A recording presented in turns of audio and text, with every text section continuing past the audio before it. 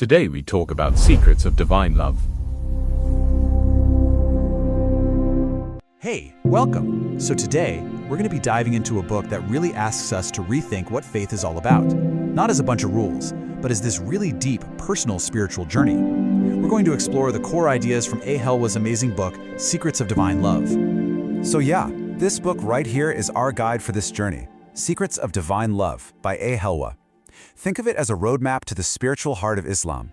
It really tries to move past all the common misunderstandings and instead focuses on a relationship with the divine that's, built entirely on love and compassion. The book kicks off with this really powerful, perspective-shifting question. So let me just ask you directly, what if? What if the whole foundation of your spiritual life wasn't built on just a list of obligations, but on a deep, personal, real connection of love? And that question brings us right to our first big idea. The book is really an invitation for everyone, doesn't matter what your background is, to start seeing your relationship with God through this lens of pure, unconditional love.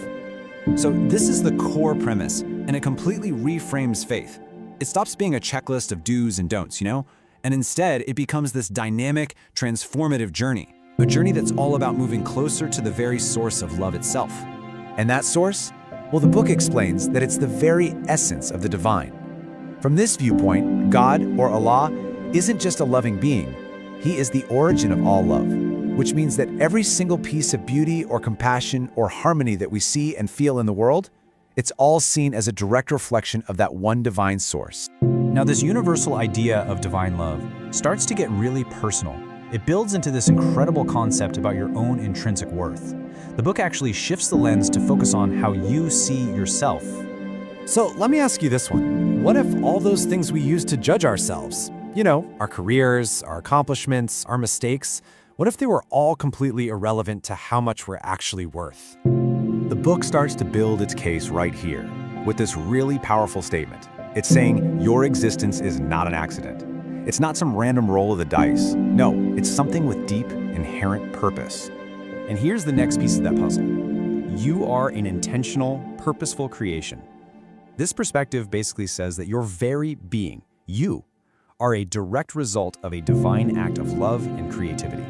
And this quote, wow, it just captures the message perfectly. I mean, think about that imagery.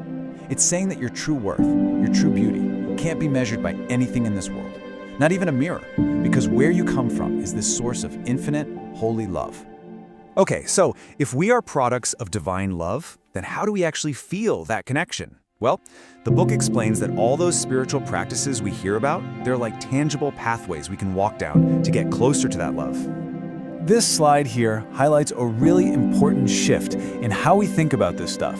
Things like prayer, forgiveness, or charity, they're not presented as just chores or duties. No, they're framed as these heartfelt opportunities, direct lines of communication with the divine. Let's take the idea of tauba, or repentance. It's not about shame and guilt, not at all. It's defined here as the simple, beautiful act of just turning back toward the path of love whenever you might have strayed from it. And by forgiving others, and just as importantly, forgiving yourself, the book argues you're not just doing a good deed. You are literally freeing yourself from the heavy chains of anger and resentment. You're making space in your heart to reflect that divine quality of mercy. And the same exact idea applies to charity, right? Both the required kind, zakat, and the voluntary kind, tzedakah. These aren't just about money. They are seen as acts that purify our own attachment to material things and actually make our bonds with our community, with the whole human family, even stronger. And this quote, it just captures the spiritual logic behind it all perfectly. It seems like a paradox, right? On a physical level, you have less money. But spiritually, the act of giving actually opens you up to receive even more blessings. And it purifies what you decide to keep. It's pretty incredible when you think about it. All right, now we're going to tackle one of the biggest mysteries there is. The book gives us this radical and honestly really comforting new way to look at life and, well, its inevitable conclusion, death. So this slide lays it out really clearly. Society often looks at death as the absolute end, the final curtain, game over. But Secrets of Divine Love completely reframes it as a metamorphosis, a huge transformation, kind of like a caterpillar finally becoming a butterfly. Okay, This is one of the most beautiful metaphors in the entire book, and it totally changes everything. It suggests that when we die, we're not being discarded or thrown away. We're being planted, just like a seed with all the promise of new life and new growth. And thinking about it this way also changes how we look at grief. It's not some sign of weakness. It's actually a holy process. The pain we feel from loss is really a testament to how deeply we loved. And through that pain, we can find an even deeper sense of gratitude for the time we had. All right, for our final section, we're going to challenge another core concept. What if heaven and hell aren't just places you go after you die? What if they're actually states of being that you can experience right here, right now?